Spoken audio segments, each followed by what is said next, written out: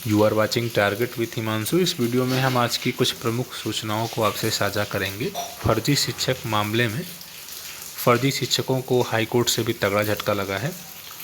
सरकार के फैसले के खिलाफ, वेतन रिकवरी के खिलाफ वह हाईकोर्ट गए थे, लेकिन हाईकोर्ट ने भी सरकार के हक में फैसला देते हुए रिकवरी का आदेश दिया है। डॉक्टर भीमराव अंबेडकर विश्वविद्यालय की बीएड की फर्जी डिग्री मामले में राज्य सरकार को सफलता लगी है। हाईकोर्ट ने इस मामले में फर्जी डिग्री के आधार पर शिक्षक बने लोगों को कोई राहत नहीं दी है। ये ऐसे लोग हैं जो योग्य अभ्यर्थियों को जिनका चयन होना चाहिए उसकी जगह पर फर्जी डिग्री के आधार पर खुद चयनित हो जाते हैं, और इन्हीं के कारण बहुत से ऐसे अभ्यर्थी हैं जो मेहनत करने के बाद भी सफल नहीं हो पाते हैं।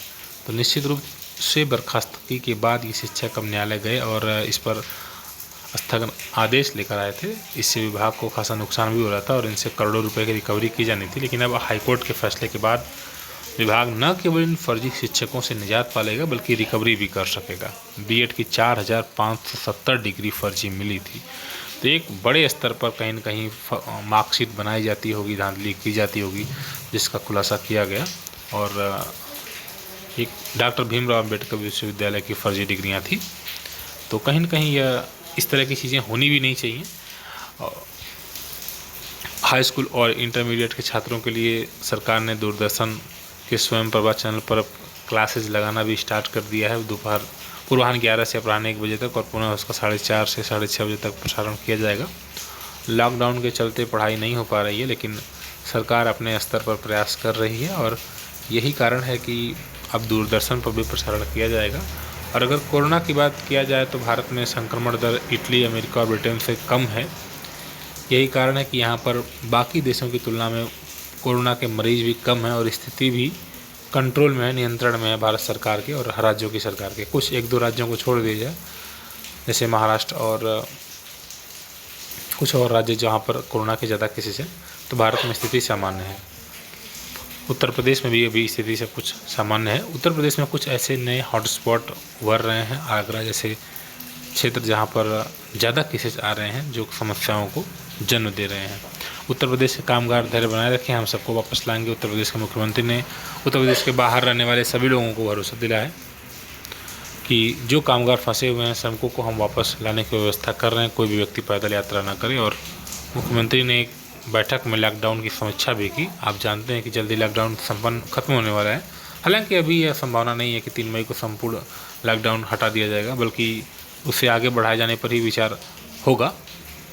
उन्होंने कहा कि कोरोना के चलते जारी लॉकडाउन के कारण अन्य राज्यों में फंसे कामगारों और श्रमिकों को लाने की हम व्यवस्था भी कर रहे हैं। कई राज्यों से लोगों को, छात्रों को लाया भी जा रहा है। उन्होंने सभी प्रवासियों के नाम, पते, टेलीफोन नंबर और स्वास्थ्य परीक्षण की स्थिति सहित संपूर्ण विवरण उपलब्ध कराने का अनुरोध भी किया है। ठीक है, उन्होंने एक अपील की है कि लोग पैदल ना इधर उधर जाएं। और बनारस जो कि एक प्रमुख जिला है, वहाँ पर भी कोरोना का संक्रमण तेज़ी से बढ़ रहा है। गुरुवार को 8 मरीज मिले और संक्रमण की संख्या वहाँ पर 60 हो गई है। बनारस धीरे धीरे यहाँ पर भी केसेस बढ़ रहे हैं, जो कहीं न कहीं अच्छे नहीं हैं, अच्छे संकेत नहीं हैं। ठीक है, पीसीएस 2020 के आवेदन के लिए अभ्यर्थियों को समस्याएं हो रही हैं, क्योंकि लॉकडाउन की वजह से दुकानें बंद हैं।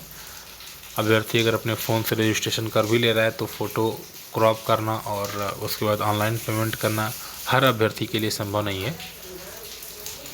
इसीलिए आवेदन तिथि को बढ़ाए जाने की मांग अभ्यर्थियों के द्वारा की जा रही है, क्योंकि फॉर्म फिलअप करने में प्रॉब्लम हो रही है। अगर आपको कोई प्रॉब्लम हो रही है, तो आप किसी भी प्रकार की प्रॉब्लम हो रही है पीसीएस का फॉर्म फिलअप करने में या कोई फॉर्म फिलअप करने में, तो आप यहाँ पर आके इस कम्युनिटी सेक्शन में या वीडियो के नीचे अपनी प्रॉब्लम को शेयर करें, हम आपका सॉल्यूशन पक्का कर देंगे। ठीक है, तो यही ऐसी प्रमुख इन्फॉर्मेशन थी। धन्यवाद।